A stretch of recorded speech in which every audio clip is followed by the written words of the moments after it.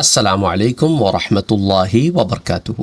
سورہ یاسین کی تفسیر میں کل ہم نے آیہ نمبر 13 اور آیہ نمبر 14 کا مطالعہ کیا تھا۔ آیہ نمبر 15 سے 17 تک آج دیکھتے ہیں، اور اگر ہم آگے بڑھ سکے تو آگے بھی بڑھ جائیں گے۔ اللہ سبحانہ و تعالی ارشاد فرماتا ہے، قالوا ما انتم الا بشر مثلنا۔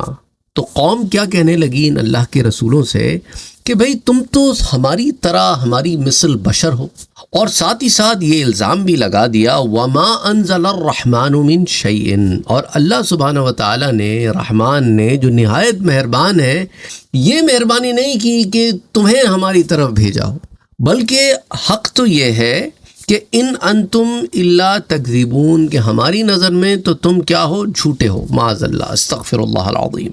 تو اب اللہ کے جو رسول ہیں انہوں نے جواب دیا، قالو، وہ کہنے لگے کہ ربنا یعلم، ہمارا رب بخوبی جانتا ہے کہ انا الیکم لمرسلون، کہ ہم تمہاری طرف اللہ کے رسول بنا کر بھیجے گئے ہیں، اور وما علینا الا البلاغ المبین، اور ہمارے ذمے تو صرف واضح طور پر پیغام پہنچا دینا، یعنی پیغام کا پہنچا دینا ہے، جو رب تعالیٰ نے ہمیں بولا ہے کہ تمہیں کہنا ہے وہ ہم تم تک پہنچا رہے ہیں۔ اچھا، جس بستی کی طرف پہلے 2 رسولوں کو بھیجا گیا تھا، اس بستی کے لوگوں نے ان رسولوں پر یہ اعتراض کیا کہ اللہ نے تم پر وحی کیسے نازل کی حالانکہ تم ہماری طرح بشر ہو۔ اس بات کو میں نے کل بھی آپ پہ واضح کیا تھا کہ آج بھی دنیا میں ایسے مذاہب موجود ہیں جو انسان کے رسول ہونے پر یوں اعتراض کرتے ہیں، کیونکہ ان کے ہاں کانسیپٹ یہ ہے کہ جو اسپرچولی ایلیویٹ ہوتا ہے وہ گاڈ بن جاتا ہے۔ یہی ہمیں رومنس میں بھی ملتا ہے، یہ گریکس میں بھی ملتا ہے، اور یہ آج کل ہمیں ہندوؤں میں، جین میں، بدھ مت میں، مختلف مذاہب میں یہی ہمیں ایک نظریہ ملتا ہے کہ جو بشر ہو، جو پیور ہیومن ہو، وہ اسپرچولی ایلیویٹ نہیں ہو سکتا۔ اگر وہ اسپرچولی ایلیویٹ ہو گیا تو یعنی وہ عام انسان نہیں رہا۔ تو وہ عام انسان ہی کو انسان سمجھتے ہیں، اور اسپرچولی ایلیویٹ کو وہ کہتے ہیں کہ یہ گاڈ ہو گیا، بھگوان ہو گیا ہے۔ تو یہ نظریہ جو ہے ان لوگوں کا بھی تھا، وہ بھی یہی کہتے تھے کہ بشر ہوتے ہوئے تم اسپرچول ایلیویشن کی کیسے بات کر سکتے ہو، بشر ہوتے ہوئے تم یہ کیسے کلیم کر سکتے ہو کہ خدا تم سے ہم کلام ہوتا ہے، خدا تمہاری طرف وحی بھیجتا ہے، تم خدا کا پیغام ہم تک لے کر آئے ہو۔ مطلب یہ ممکن نہیں تھا ان کے دماغ میں، ان کے ذہن میں، یہ اس کو قبول کرنے کے لیے تیار ہی نہیں تھے۔ اور ہر دور میں مشرکین نے اللہ کے رسولوں پر یہ اعتراض کیا۔ میں آپ کو سمجھا رہا ہوں اس کے پیچھے ان کی سائیکالوجی کیا تھی، ان کو ڈیفینڈ نہیں کر رہا میں آپ کو یہ سمجھانے کی کوشش کر رہا ہوں کہ ان کی سائیکالوجی کیا چل رہی تھی۔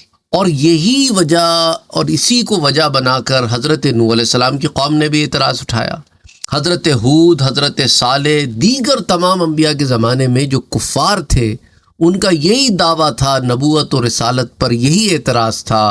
اور اس کو آپ سورہ التغابن میں اگر آپ دیکھیں تو اس کی وجہ یہ ہے، اللہ فرماتا ہے کہ رسول ان کے پاس واضح دلائل لے کر آئے تو انہوں نے کہا ذالک بانہ کانت تأتیہم رسلہم بالبینات فقالوا، تو قوم کیا کہنے لگی، ابشر یہدوننا، کیا بشر ہم کو ہدایت دیں گے؟ کیونکہ ان کا کانسیپٹ کیا تھا، بتوں کی پرستش کرتے کرتے مائنڈ سیٹ یہ بن گیا تھا، اگر کوئی ہدایت کی طرف بلائے تو وہ انسان نہیں ہو سکتا۔ فکفروا، تو انہوں نے کفر کیا اور پھر اعراض کیا، اور اللہ نے استغنا فرمایا، اور اللہ بہت مستغنا ہے، بے حد حمد کیا ہوا، واللہ غنی حمید۔ تو کفار کو اس کو جو ہے نا بہت بعید قرار دیتے تھے کہ بشر پر وہی نازل ہو سکتی ہے اور اس کو رسول بنایا جا سکتا ہے، اس لیے وہ ہر زمانے میں رسولوں کا انکار کرتے تھے۔ اچھا، مکے والے جو ہیں ان کا معاملہ تو اور بھی گیا گزرا تھا کہ جب اللہ کے نبی ان کی طرف آئے، اور آپ کو یاد ہوگا سیرت النبی صلی اللہ علیہ وآلہ وسلم نے، ہم نے اس کو بڑی تفصیل سے پڑھا ہے ہم نے اس بات کو، کہ جب حضرت ابو طالب حضور صلی اللہ علیہ وسلم کو بچپن میں شام کی طرف لے گئے تو راستے میں جو راہب تھے، اور یہ ایک سے زیادہ راہب تھے جنہوں نے حضور صلی اللہ علیہ وسلم کو نہ صرف پہچانا بلکہ حضرت ابو طالب سے کہا کہ انہ النبی هذه الامہ، یہ اس امت کے نبی ہیں۔ تو جب پہلی دفعہ انہوں نے یہ بات سنی نا تو حضرت ابو طالب نے اس راہب سے کہا کہ بھائی یہ نبی کیا ہوتا ہے؟ ان کو نہیں پتا تھا کہ نبی کس کو کہتے ہیں، ان کے ہاں تو انبیاء آئے نہیں تھے، حضرت اسماعیل علیہ السلام کے بعد تو مکے والوں نے کسی نبی کو دیکھا ہی نہیں تھا، تو ان کا نبی کیا ہوتا ہے؟ تو اس لیے ان لوگوں کے لیے اس بات کو ماننا ایک بہت مشکل، اور یہی ان کا ٹیسٹ تھا، یہی ان کا ایک بہت بڑا امتحان تھا۔ لیکن جن لوگوں نے ایمان لایا لے آئے، انہوں نے پھر سوال نہیں اٹھائے. تو اس لیے انہوں نے کہا کہ بھئی دیکھو قالوا ان انتم الا بشر مثلنا، سورہ ابراہیم میں بھی آتا ہے. اچھا تم نے کہا تم صرف ہماری مثل بشر ہو اور تم یہ چاہتے ہو کہ تم ہمیں ان خداؤں کی عبادت سے روک دو جن کی ہمارے آباء و اجداد عبادت کرتے رہے، بس تم ہمارے سامنے کوئی واضح دلیل پیش کرو. تو اب آپ یہ دیکھیں انہوں نے کس چیز کو بیسس بنا کے انکار کیا؟ انہوں نے بھی بشریت کو بیسس بنا کے انکار کیا کہ ہم جن خداؤں کو مانتے ہیں وہ خدا تو کوئی پتہ نہیں کیا ہے. اچھا تو تم بشر ہو کر ہمیں خداؤں کی عبادت سے روکتے ہو. وہ ان کا دماغ ایسے چل رہا تھا. پھر اللہ نے فرمایا سورہ بنی اسرائیل میں وَمَا مَنَعَ النَّاسَ أَن يُؤْمِنُوا إِذْ جَاءَهُمُ الْهُدَى إِلَّا أَن قَالُوا بَعَثَ اللَّهُ بَشَرًا رَسُولًا. جب لوگوں کے پاس ہدایت آ گئی تو ان کو ایمان لانے سے صرف یہ چیز روکے ہوئی تھی کہ انہوں نے یہ اعتراض اٹھایا کہ اللہ نے ایک بشر کو رسول بنایا. یعنی اتنی زیادہ بیوقوفی والا اعتراض کہ بشر رسول کیسے ہو سکتا ہے. بجائے اس کے کہ حق کو قبول کرتے وہ ان چیزوں میں پڑ گئے. شیطان نے انہیں یوں گمراہ کر دیا. پچھلی قوموں کے کافروں نے اپنے اپنے زمانے کے رسولوں پر یہ اعتراض کیا تھا کہ تم تو ہماری مثل بشر ہو، یعنی فرشتے نہیں ہو. ان کا کانسیپٹ یہ تھا کہ جو ہمارے پاس اللہ کا رسول آئے وہ بشری نہیں ہو سکتا، وہ تو خالصتاً کوئی نوری مخلوق ہو. لیکن اللہ سبحانہ و تعالیٰ نے خاص کر کے رسولوں کو بشر میں سے بھیجا کیونکہ کل کوئی یہ اعتراض کر سکتا تھا کہ بھئی آپ تو بشر ہی نہیں، آپ کو کیا پتہ بشری تقاضوں کا، آپ تو ہمیں کہتے ہیں گناہ نہ کرو، آپ تو گناہ کر ہی نہیں سکتے، تو آپ کو کیا پتہ گناہ کیا ہوتا ہے، آپ کو کیا پتہ نفس کیا ہوتا ہے، آپ کو کیا پتہ کہ بھوک کیا ہوتی ہے، پیاس کیا ہوتی ہے. آپ کو تو بھوک لگتی ہے نہ پیاس لگتی ہے.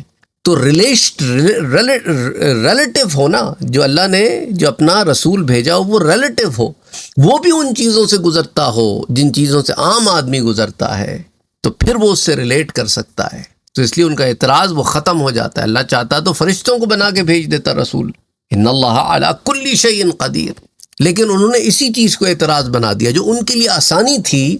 اللہ نے بشر رسول بنا کے اس لیے بھیجے کہ ان کے لیے آسانی ہو کہ تم میں سے رسول بنا کے بھیجیں کہ جو کلچرلی تم سے الائن ہیں، لنگوسٹکلی تم سے الائن ہیں اور تمہارے اندر رہتے ہیں، تمہارے اندر ایک عرصہ گزارا ہے، تم انہیں جانتے ہو اچھی طریقے سے. ایسا نہیں کہ کوئی اسٹرینجر آ گیا باہر سے، لیکن اب تمہاری ایگو تمہارے آڑے آ گئی ہے. تو ان رسولوں نے کہا اچھا ہمارا رب ہی خوب جانتا ہے، بے شک ہم تمہاری طرف اللہ ہی کی طرف سے بھیجے گئے ہیں اور ہمارے ذمے تو اس پیغام کا پہنچا دینا ہے، ہم فورس کر کے تمہیں بلیو نہیں کروا سکتے. تم ہمارے متعلق کہہ رہے ہو کہ ہم جھوٹ بولتے ہیں. اگر ہم نے دعوی رسالت میں اللہ پر جھوٹ باندھا ہوتا تو اللہ سبحانہ و تعالی ہم سے ضرور انتقام لیتا، لیکن وہ عن قریب ہم کو تم پر غالب کرے گا اور تمہارے خلاف ہماری مدد کرے گا، اور عن قریب تمہیں معلوم ہو جائے گا کہ آخرت میں اچھی جزا اور نیک انجام کا کون مستحق ہوتا ہے. اور ہم پر تو صرف یہ فرض کیا گیا ہے کہ اللہ نے جو ہمیں انفارمیشن دی ہے تم تک پہنچانے کی، وہ پیغام ہم نے تم تک پہنچا دیا، and that's it.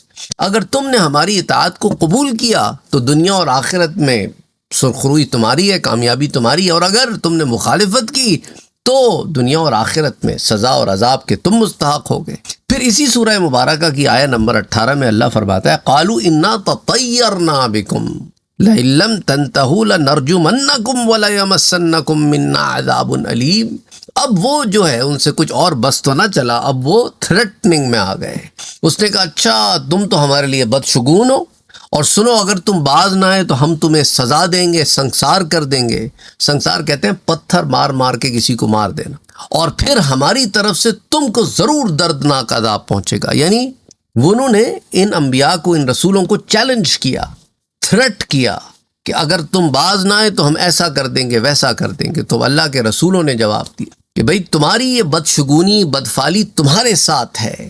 اس سے بڑی اور بدفعلی اور بدشگونی کیا ہوگی کہ اللہ کے رسول، تین رسول تمہارے درمیان موجود ہیں جو تمہیں حق کی طرف بلاتے ہیں اور تم جھٹلا رہے ہو. اس سے بڑی اور کیا ہوگی تمہاری بدبختی اور بدقسمتی؟ کیا تم نصیحت کرنے کو برا سمجھتے ہو؟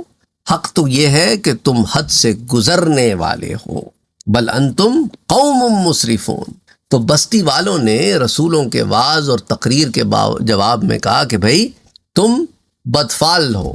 ان کا مطلب کیا تھا کہ تم ہمارے نزدیک منحوس ہو، تم ہمارے نزدیک بے برکت ہو، ہمیں تمہارے چہروں سے سعادت اور نیک بختی کے آثار نظر نہیں آئے. حضرت قتادہ نے کہا کہ ان کے قول کا معنی یہ تھا کہ اگر ہم پر کوئی مصیبت آئی تو وہ تمہاری وجہ سے آئے گی، کیونکہ تم نے ہمارے خداؤں کو ناخوش کیا ہے۔ اور حضرت مجاہد رحمۃ اللہ علیہ نے کہا کہ ان کے قول کا مطلب یہ تھا کہ جب بھی تم جیسا کوئی شخص کسی بستی میں گیا تو اس کی وجہ سے اس بستی والوں پر عذاب آیا۔ اب انہوں نے یہ نہیں دیکھا کہ عذاب آیا کیوں، عذاب اس لیے آیا کیونکہ انہوں نے رسولوں کی تکذیب کی، اس لیے نہیں آیا معاذ اللہ کہ جو آنے والے رسول تھے ان کی کوئی بدبختی تھی معاذ اللہ، تو انہوں نے مطلب ہی الٹا سمجھا۔ بعض دفعہ ہوتا ہے نا، لوگ یہ سمجھتے ہیں کہ ان پر جو عذاب آ رہا ہے وہ دوسروں کی وجہ سے آ رہا ہے، ان کی اپنی وجہ سے نہیں، حالانکہ ان پہ عذاب ان کی اپنی وجہ سے آ رہا ہوتا ہے۔ اب دیکھیں نا، فرعون کی قوم نے بھی حضرت موسیٰ علیہ السلام کے متعلق اسی طرح کا تبصرہ کیا تھا۔ قرآن کریم میں سورہ الاعراف میں آتا ہے فَإِذَا جَاءَتْهُمُ الْحَسَنَةُ قَالُوا لَنَا هَٰذِهِ، کہ جب ان پر کوئی خوشحالی آتی تو کہتے ہماری وجہ سے۔ وَإِن تُصِبْهُمْ سَيِّئَةٌ، اور جب کوئی مصیبت آتی تو پھر کیا کہتے؟ وہ کہتے تم موسیٰ اور ان کے اصحاب کی نحوست کی وجہ سے یہ تم پر آئی ہے۔ تو اللہ فرماتا ہے کہ سنو، اللہ کے نزدیک صرف ان کی نحوست ہے، لیکن ان میں سے اکثر لوگ نہیں جانتے۔ یعنی جو الزام لگا رہے حضرت موسیٰ علیہ السلام پر، اصل میں نحوست تو ان کی ہے، ان کافروں کی نحوست ہے جس کی وجہ سے عذاب آتے۔ اور اسی طرح حضرت صالح علیہ السلام کی قوم کے متعلق سورہ النمل میں آتا ہے، وہ کہنے لگے کہ بھئی ہم تم کو اور تمہارے اصحاب کو منحوس قرار دیتے۔ صالح علیہ السلام نے کہا کہ قال طائرکم عند اللہ بل انتم قوم تفتنون، کہا کہ نہیں، نحوست تو اللہ کے نزدیک تمہاری ہے، اور بلکہ تم لوگ فتنے میں مبتلا ہو۔ کہ فتنہ کیا ہے کہ حق کو حق نہیں سمجھتے اور باطل کو حق سمجھ کے بیٹھے ہو۔ اچھا، اسی طرح منافقین مدینہ حضور اکرم صلی اللہ علیہ وسلم کے متعلق بھی کچھ ایسے ہی کہا کرتے تھے، جیسا کہ سورہ النساء میں آتا ہے کہ وَإِن تُصِبْهُمْ حَسَنَةٌ يَقُولُوا هَٰذِهِ مِنْ عِنْدِ اللَّهِ، اگر ان منافقوں کو کوئی اچھائی پہنچتی ہے تو کہتے ہیں یہ اللہ کی طرف سے۔ وَإِن تُصِبْهُمْ سَيِّئَةٌ يَقُولُوا هَٰذِهِ مِنْ عِنْدِكَ، اور اگر کوئی برائی پہنچتی تو کہتے ہیں یہ تو آپ کی طرف سے۔ اے نبی آپ کہیے سب چیزیں اللہ ہی کی طرف سے، قُلْ كُلٌّ مِّنْ عِنْدِ اللَّهِ، ان لوگوں کو کیا ہو گیا ہے، یہ کسی بات کو سمجھنے کے قریب بھی نہیں آتے۔ تو رسولوں نے کہا کہ بلکہ تم لوگ حد سے گزرنے والے ہو، یعنی ہم نے تم کو نصیحت کی اور تم کو یہ حکم دیا گیا ہے تم اللہ کو مانو اور ایک مانو، اس کے علاوہ کسی کی عبادت نہ کرو اور اخلاص کے ساتھ اسی کی عبادت کرو، اور تم ہم کو الٹا ڈراتے ہو، دھمکاتے ہو، ہمارے متعلق کہتے ہو کہ ہم برے ہیں۔ اب آیہ نمبر 20 میں اللہ سبحانہ وتعالی فرماتا ہے وَجَاءَ مِنْ أَقْصَى الْمَدِينَةِ رَجُلٌ، کہ ایک آدمی، ایک مرد شہر کے آخری کنارے سے دوڑتا ہوا آیا، اس کو قوم کا درد تھا، وہ ایمان والا تھا، یسعیٰ، دوڑتا ہوا ہے، قال، کہنے لگا یا قوم، اے میری قوم، اتبعوا المرسلین، تم کیوں اتباع نہیں کرتے ان کی جو اللہ کے رسول ہیں، ان کی اتباع کرو، کیا ہو گیا ہے تمہیں؟ اتبعوا من لا يسألكم اجرا وهم مهتدون، تم ان کی پیروی کرو جو تم سے کسی اجر کا سوال نہیں کرتے، وہ ہدایتی یافتہ ہیں۔ اب یہ شخص کون ہیں، ان کے متعلق پھر تفسیر کی کتابوں میں بہت زیادہ تفصیل آتی۔ انشاءاللہ تعالی اس کو اگلے درس میں تفصیلاً دیکھتے ہیں کہ یہ صاحب یاسین جو ہیں ان کا نام کیا ہے، اور مختلف تفاسیر میں مختلف اقوال ان کے متعلق کیا آتے ہیں۔ وما علینا الا البلاغ۔